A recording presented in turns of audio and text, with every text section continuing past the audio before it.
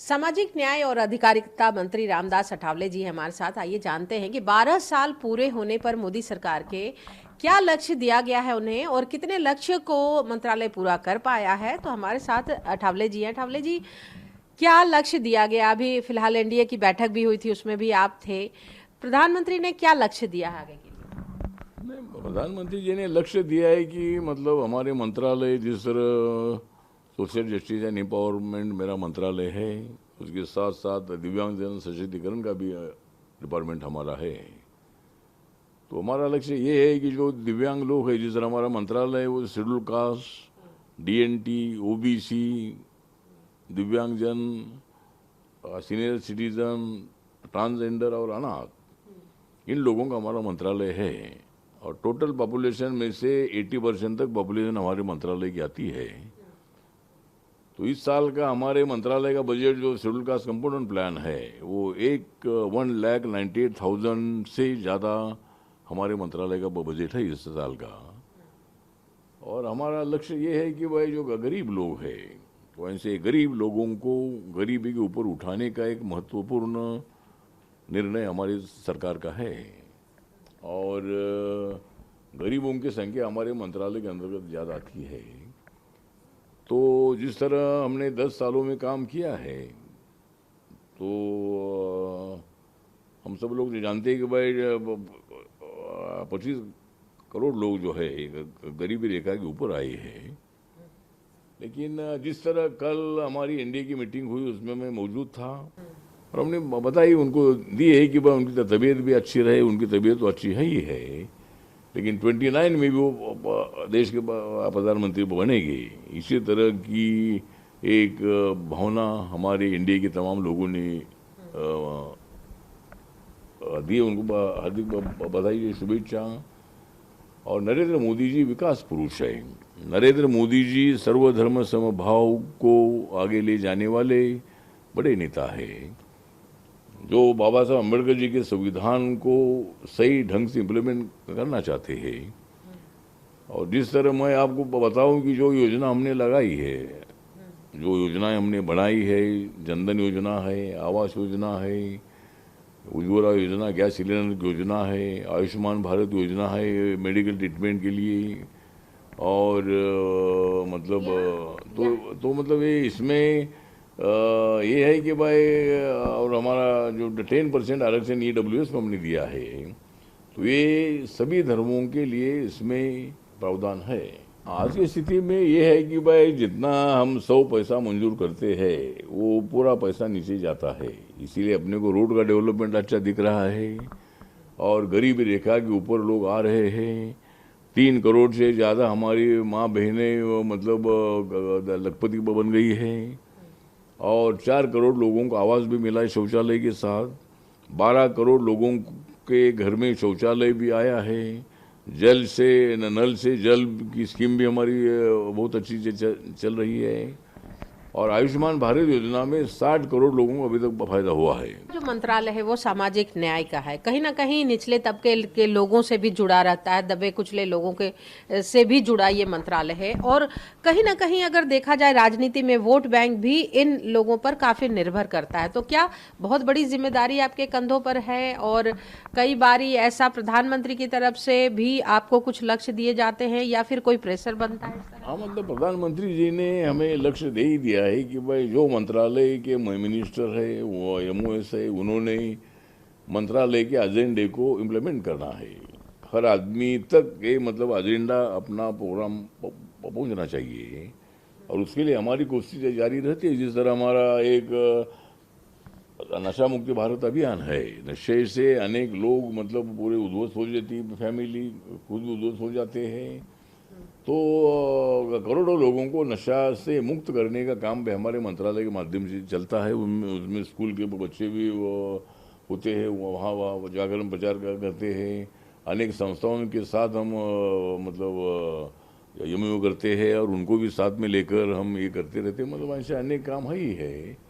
तो जिस तरह नरेंद्र मोदी जी की सरकार एक्टिव सरकार है, नरेंद्र मोदी जी सरकार 24 घंटा काम करने वाली सरकार है। नरेंद्र मोदी जी की सरकार हर जाति वर्ग को सामाजिक, आर्थिक और शैक्षणिक न्याय देने वाली सरकार है। और इसीलिए जब से अपनी सरकार आई 12 साल में बहुत ही अच्छी प्रगति हो गई है। हम नंबर 4 पर इकोनॉमी में आए हैं, बहुत जल्द हम नंबर 3 पर भी जा सकते हैं।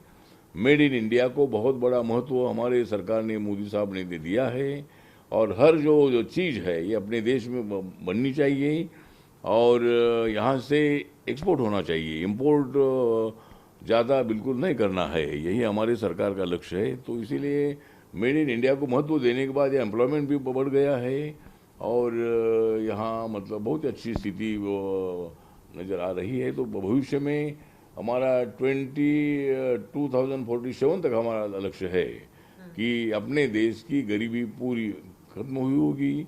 यहाँ का किसान है, युवा है, महिला है और मतलब जो यहाँ का अपना जो जो अनेक कैटेगरी के लोग हैं, सभी लोगों को न्याय देने का लक्ष्य हमारा है और हम सभी लोगों के लिए काम कर रहे हैं। और भविष्य में अपना देश बहुत ऊंचाई तक पहुंचेगा और एक दिन भारत इकोनॉमी नंबर 1 पर भी जा सकती है। जिस तरह से टीएमसी में टूट फूट हो रही है, लगभग 20 सांसद अलग टीम बना रहे हैं, ममता बनर्जी फिर से कांग्रेस से हाथ मिला रही हैं, ये तमाम राजनीतिक सियासत को किस तरह आप देखते हैं? ये तो अभी ऐसा है कि ममता दीदी 15 साल तक वहाँ की मुख्यमंत्री रही। कम्युनिस्टों को हराकर उन्होंने मतलब अपने बलबूते पर वो कांग्रेस पार्टी में पहले थी, कांग्रेस पार्टी छोड़कर उन्होंने तृणमूल कांग्रेस पार्टी बनाई थी। और मुझे लगता है कि ममता बनर्जी के राज में गुंडा राज बहुत ही ज़्यादा बढ़ गया था, पॉलिटिकल क्रिमिनलाइजेशन बहुत ज़्यादा बढ़ गया था और लोगों को न्याय देने की बात खाली की जाती थी लेकिन उनको न्याय नहीं मिलता था। और इसलिए वहाँ की जनता ने 96% तक वोटिंग किया है, मतलब कुछ इलाके में 96% वोटिंग हुआ है।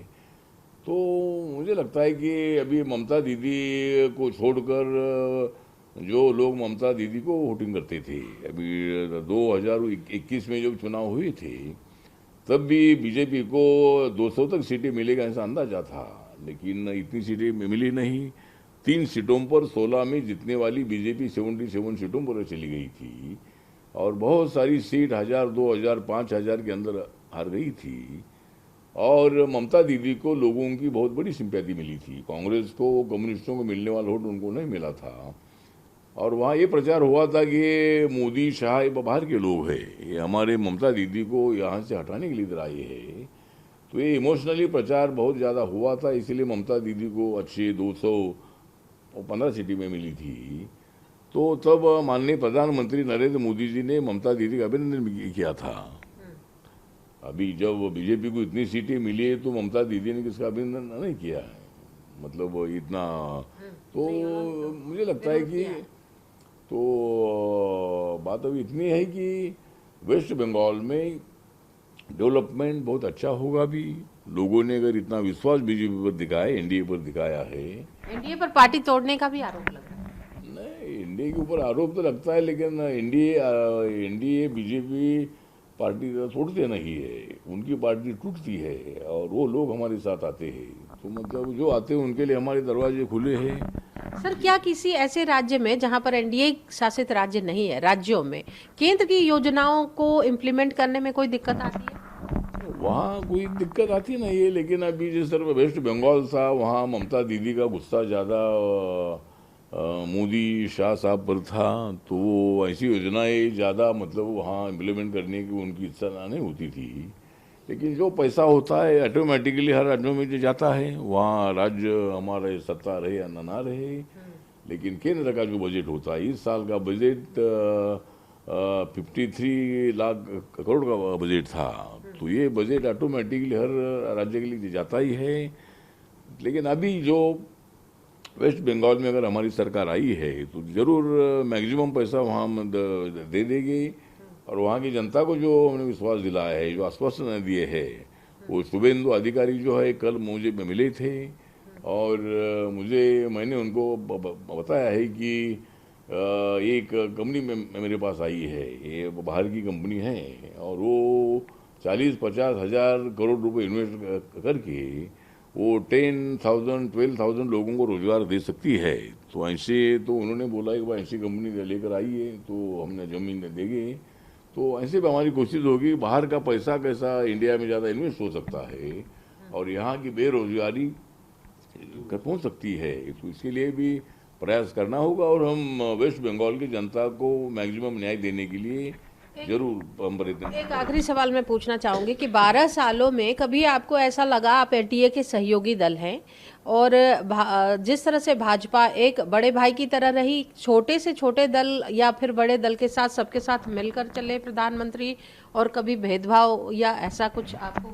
नहीं, मुझे लगता है कि मुझे को बिल्कुल भेदभाव नजर नहीं आया है। मोदी जी जिस तरह 2014 में मोदी साहब जीते थे, मतलब मोदी साहब और बीजेपी जीती थी, तो उनके नेतृत्व में बीजेपी को 282 सीटें मिली थी और तब बीजेपी खाली बीजेपी की सरकार बोल सकती थी। लेकिन नरेंद्र मोदी जी ने ये तय किया कि मैंने अपने सहयोगी दल अपने साथ हैं तो ये सरकार एनडीए की सरकार है। इसी तरह की भूमिका उन्होंने रखी। 2019 में जब चुनाव हुआ तो 303 सीटें बीजेपी को मिली, तब भी उन्होंने बोला कि भाई एनडीए की तो सरकार है।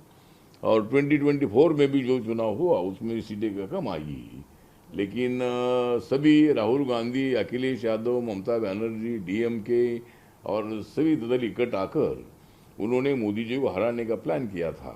संविधान बदलेगा इसी तरह का गलत झूठा प्रचार किया था। तो उसका नुकसान हमको हुआ। जब उनको सीटें ज़्यादा मिली तो हमने ये नहीं बोला कि भाई मशीन खराब थी, कि उन्होंने ये किया वो किया। कांग्रेस का भविष्य कहाँ देखें? नहीं, राहुल गांधी का भविष्य अच्छा है, अच्छा यहाँ तक है कि वो अपोजिशन लीडर बनते रहेंगे। मतलब कांग्रेस का भविष्य इतना, मतलब सत्ता में आने तक कोई मुझे नजर नहीं आता है, क्योंकि राहुल गांधी जी अटैक करने में अभी एक्सपर्ट बन गए हैं। लेकिन उसका फायदा कांग्रेस पार्टी को बिल्कुल नहीं है। हर जगह पर कांग्रेस पार्टी हार रही है और अभी डीएमके भी उनको छोड़कर चली गई है, आम आदमी पार्टी भी उनको छोड़कर चली गई है और भविष्य में कौन कौन छोड़ेगा मुझे मालूम नहीं है। लेकिन मुझे लगता नहीं कि कांग्रेस पार्टी को जल्दी भविष्य मुझे नज़र नहीं आता है। लेकिन जब मैं उनके साथ था तब उनको भविष्य था, जब मैं उनको छोड़ कर आया हूँ तो उनका भविष्य नज़र में नहीं आता है। और बहुत दलित समाज बहुत अच्छी संख्या में आज मोदी जी के नेतृत्व में काम कर रहा है और मोदी जी बाबा साहब अम्बेडकर जी के संविधान को मानते हैं। उनके कार्यकाल में बाबा साहब के अनेक जो मेमोरियल के काम पूरे हुए हैं और मुंबई में एक एमएमआरडी के माध्यम से 1400-1500 करोड़ खर्चा करके एक बहुत बड़ा मेमोरियल बन रहा है।